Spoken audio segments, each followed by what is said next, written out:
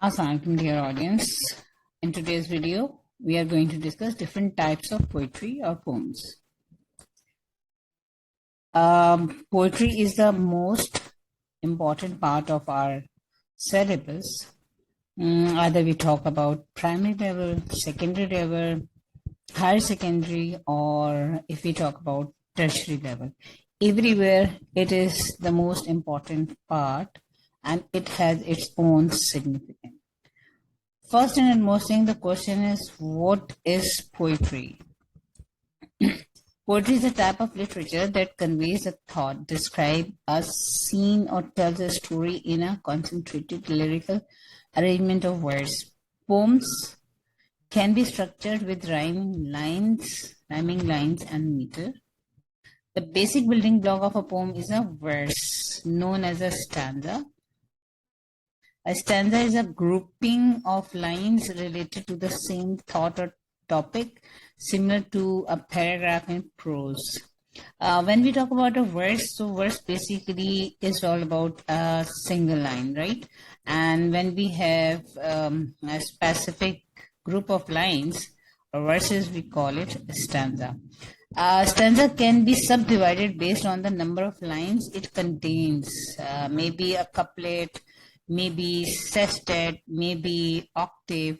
So it depends. What is a stanza? In poetry, a stanza is used to describe the main building block of a poem.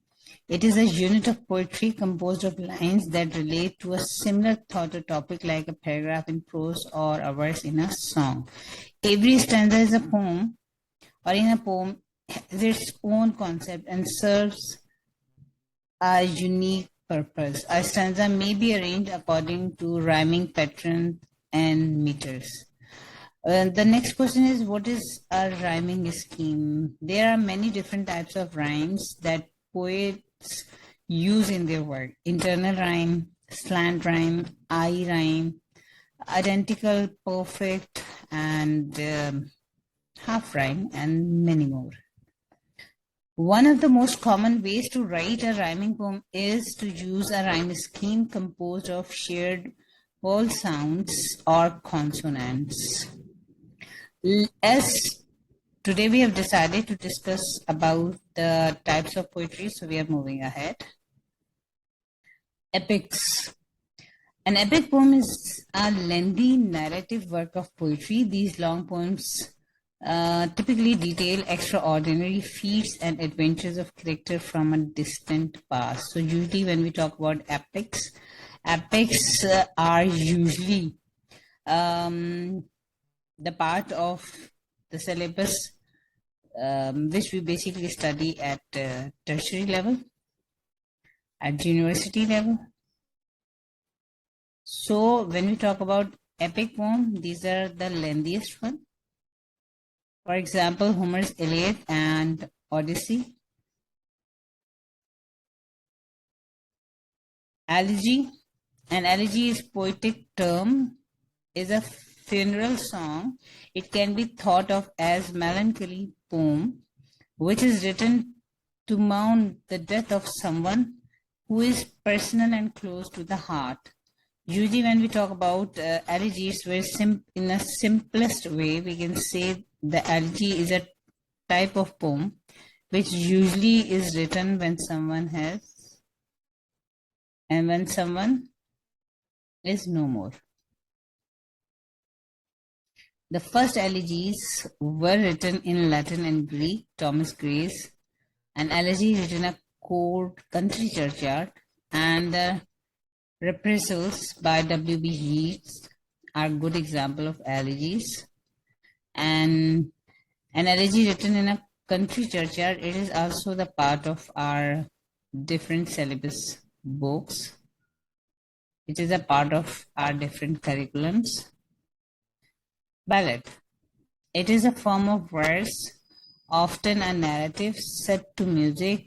Etymologically, the word ballad has been taken from Latin word ballare, which means dancing song. It typically follows a pattern of rhymed quatrains. Abby Gum has explained the definition of ballad as a poem meant for singing, quite impersonal in material, probably connected in its origins with the communal dance but submitted to a process of oral traditions among people who are free from literary influences and fairly homogeneous in character. For instance, John Skeet's La Belle Dame, Sans Mercy, and Thomas Hardy's During Wind and Rain are the famous examples of ballad. Sonnet. A sonnet is a 14-line poem, typically concerning the topic of love, but it's not necessary. Sonnets contain internal rhymes within their 14 lines. The exact rhyme scheme depends on the style of a sonnet. There are multiple types of sonnets.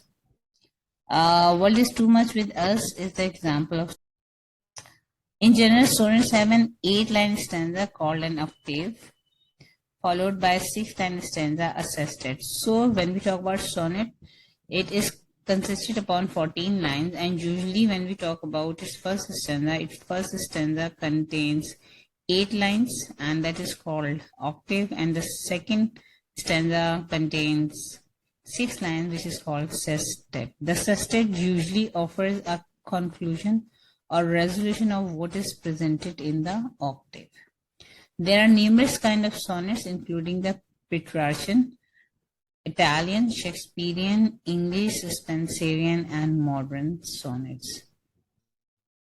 World is Too Much with Us, Death Be Not Proud, Shall I Compare Thy to a Summer's Day, I Carry Your Heart with Me. These are the few examples of well-renowned sonnets. The World is Too Much with Us is the example, and which was written by William Wordsworth. Here you can see the first 8 lines we call the first stanza octave, and the second stanza, which has 6 lines, is called sestet. Epigram.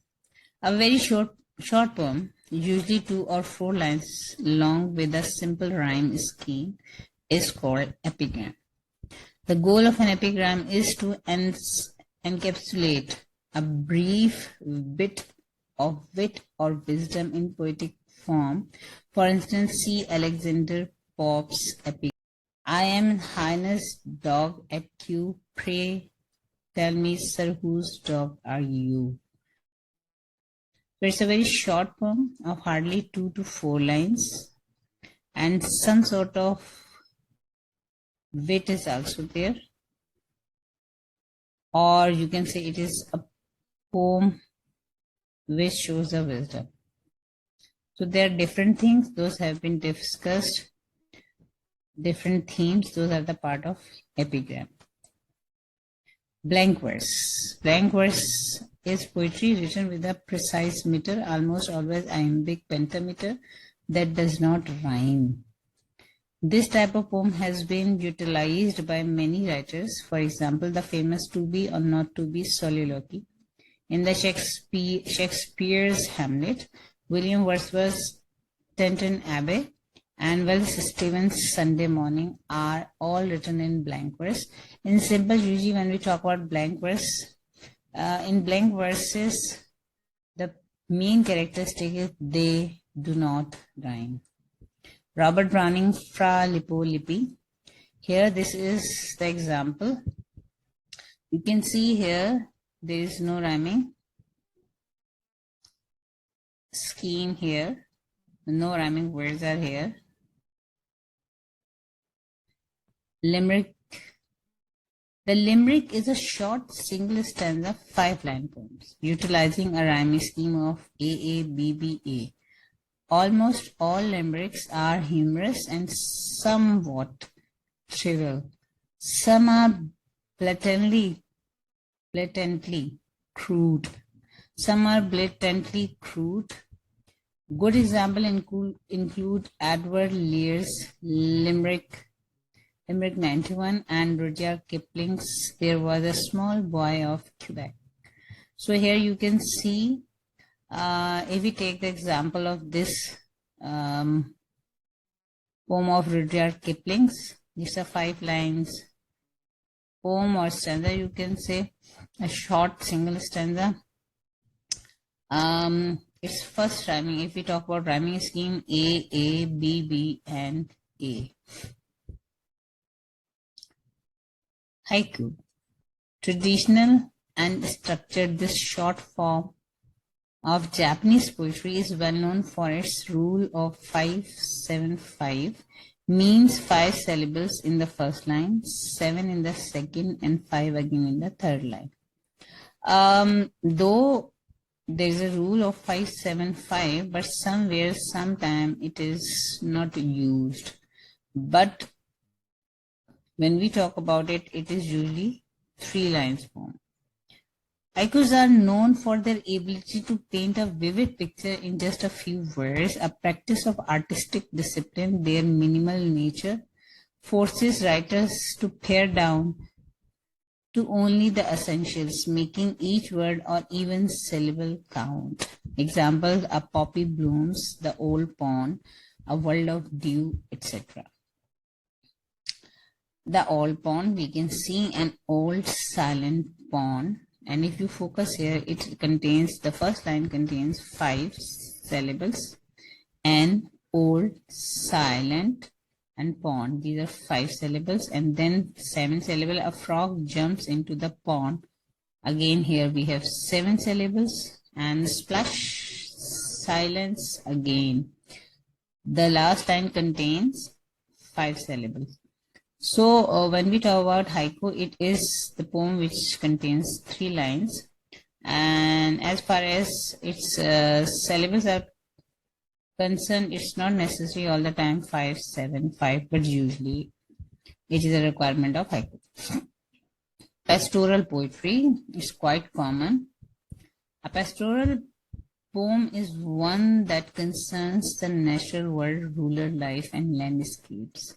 These poems have persevered from ancient Greece in the poetry of Hesiod to ancient Rome, Virgil, to the present day Gary Snell. For watching the video.